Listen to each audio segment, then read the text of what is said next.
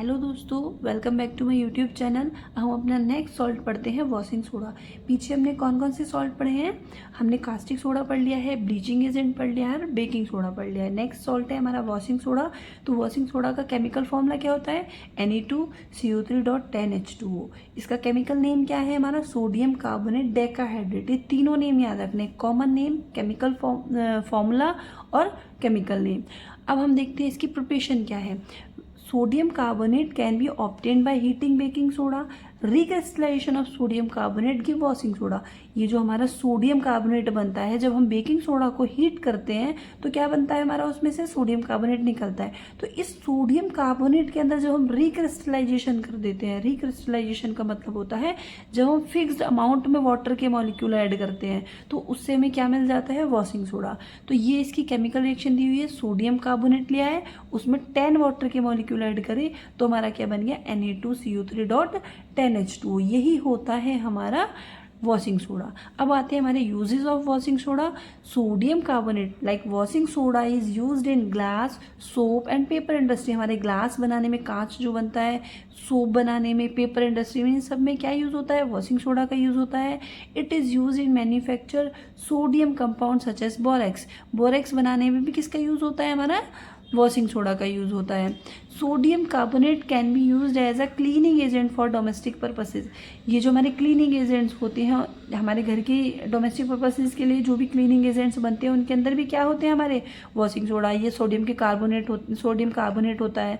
Next आता है हमारे it is used for removing permanent hardness of water. हमारे जो वाटर होता है, एक होता है हमारा सॉफ्ट वाटर होता है, एक होता है हमारा हार्ड वाटर। तो हमारे हार्ड वाटर की परमानेंट हार्डनेस को रिमूव करने का काम कौन करता है? Washing soda. उसकी हार्डनेस को वो क्या करता है? रिमूव कर देता है। नेक्स्ट टॉपिक आता है हमारा क्रिस्टलाइजेशन। ये क्रिस्टलाइजेशन क्या होता है? Water of crystallization is a fix number of water molecule present in one formula unit of salt. जब किसी एक सॉल्ट के अंदर ये देखें कि उसके अंदर कितने वाटर के मॉलिक्यूल ऐड हुए हैं, तो वही होता है हमारा क्रिस्टलाइजेशन। जैसे यहाँ पे एग्जाम्पल दिए हुए हैं, कैल्शियम सल्फेट डॉट 2H2O। तो कैल्शियम सल्फेट के अंदर कितने वाटर के मॉलिक्यूल है? 2। तो ये क्या है? हमारा क्रिस्टलाइजेशन का एग्जाम्पल है। जैसे copper sulphate dot 5H2O, Na2CO3 dot 10H2O। तो यहाँ पे हम क्या शो हो रहा है कि वाटर के कितने नंबर में, जब हम फिक्स नंबर में वाटर के मॉलिक्यूल ऐड करते हैं वही क्या होता है? हमारा वाटर ऑफ क्रिस्टलाइजेशन। नेक्स्ट आता है हमारा POP। ये हमारा लास्ट सॉल्ट है, प्लास्टर ऑफ पेरिस। अब इसकी प्रिपरेशन क्या है? ऑन हीटिंग जिप्सम एट, ये होता है हमारा gypsum, calcium sulphate dot 2H2O। ये हमारा किसका फॉर्मूला है? जिप्सम का। तो on heating gypsum at 373 kelvin it loss water molecule and become calcium sulphate hemihydrate. जब हम जिप्सम को हीट करते हैं 373 केल्विन पर तो उसमें से क्या हो जाता है? वाटर मॉलिक्यूल्स निकल जाते हैं और ये क्या बना लेता है? Calcium sulphate hemihydrate. Calcium sulphate half water को बोला जाता है हेमी, तो hemihydrate, this is called plaster of Paris. यही क्या होता है? हमारा प्लास्टर ऑफ पेरिस होता है। तो इसकी केमिकल रिएक्शन क्या है? क्या बताया था मैंने? जब जिप्सम को हीट किया जाता है 373 केल्विन पर तो इस जिप्सम के अंदर कितने वाटर मॉलिक्यूल है? 2 वाटर मॉलिक्यूल है। हीट करने पर जब इसमें से कितने वाटर मॉलिक्यूल निकल जाए? 1.5 वाटर मॉलिक्यूल निकल जाते हैं। तो कितने बचेंगे? हाफ। तो यही बन जाता है हमारा POP, CaSO4 dot half H2O।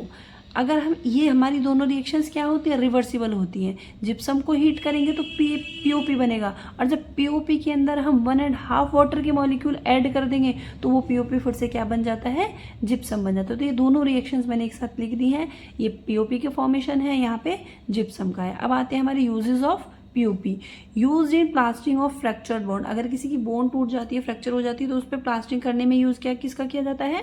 POP का। Use in making toys. ये टॉयज जो बनते हैं हमारे डेकोरेटिव मटेरियल होते हैं, किसी रफ हमारे सीलिंग में, ये फॉर सीलिंग जो होती है इसके अंदर रफ सरफेस को स्मूथ करने में, इन सब में किसका यूज होता है? POP को यूज होता है। अब ये हमारे यहाँ पे सॉल्ट टॉपिक कंप्लीट हो गया है, चैप्टर 2। अब हमारे जो जितने भी इंटेक्स्ट क्वेश्चन है, एक्सरसाइज क्वेश्चन है या एक्टिविटी है, वो सब आप बिल्कुल कर पाओगे, क्योंकि अब मैंने जो सारी कंप्लीट प्लेलिस्ट बना दी है केमिस्ट्री की चैप्टर प्रीवियस क्लासेस का वीडियो का लिंक मैं डिस्क्रिप्शन में दे दूंगी। आप वहाँ जाके प्रीवियस क्लासेस भी देख सकते हो। Thank you.